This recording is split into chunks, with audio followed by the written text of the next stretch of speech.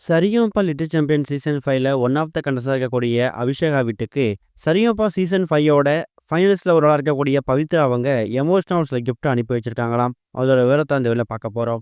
இப்ப Saregamapa little champion season 5 நடந்து வந்துட்டு இருக்குது. கடந்த வாரம் நடந்த டவுன் பஸ் சுற்றுல கூட எக்கச்சக்கமான பாடல்களை குழந்தைங்க பாடியிருந்தாங்க. அதுல டவுன் பஸ் சுற்றுல கவனிக்கப்பட்ட போட்டியாளராக பாடினது யாருன்னு கேட்டீங்கன்னா அபிஷேகா தான்.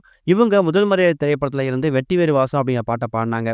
அந்த ஒரு பாடலுக்காக எக்கச்சக்கமான கமெண்ட்ஸ், எக்கச்சக்கமான பாராட்டு அபிஷேகாவுக்கு கிடைச்சது. இந்த மாதிரி சுச்சுவேஷன்ல சரிகமபா சீனியர் சீசன் 5ல ஒரு முக்கியமான கண்டஸ்டன்ட் தான் கடலூர் சேர்ந்த பவித்ரா.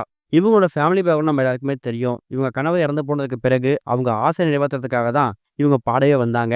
அது மூலயமா 6வது ஃபைனலிஸ்டா இவங்களுக்கு ஃபினாலே மேட்ல பாடுறதுக்கான வாய்ப்பும் கிடைச்சது.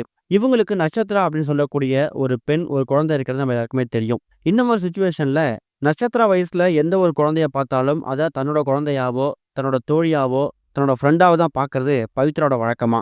அப்படிதான் இப்ப சரிகமபா லிட்டில் சாம்பியன் சீசன் 5ல மயிலாடுதுறை மாவட்டத்தில் வந்திருக்கக்கூடிய அபிஷேகாவோட பெர்ஃபார்மன்ஸை பார்த்துட்டு பவித்ரா ஒரு மிகப்பெரிய ஃபேனாவே மாறிட்டாங்களாம். அதனாலேயே பவித்ரா அபிஷேகாவுக்கு தன்னோட கையால ரீசெண்டா ஒரு கிஃப்டே ஒன்று பேக் பண்ணி சரிகமபா செட்டுக்கு போகும்போது அந்த கிஃப்டை தன்னோட கையாலே கொடுத்துருக்காங்க.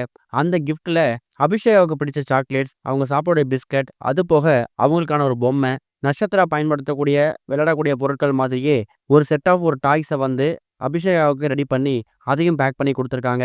அது கூட ஒரு வாழ்த்து கடிதம் ஒன்று எழுதி, அபிஷேகா, கண்டிப்பா இந்த சரிகமபா மேடை உன் வாழ்க்கையில ஒரு பெரிய பிரகாசத்தை ஏற்படுத்த போகுது. எக்காரணத்தை கொண்டும் தன்னம்பிக்கை மட்டும் விட்டுறாத. சரியா பாட முடியல, இந்த வாரம் நம்ம சரியா பாடாம விட்டுட்டோமே அப்படின்னு மட்டும் நினைச்சிடாத.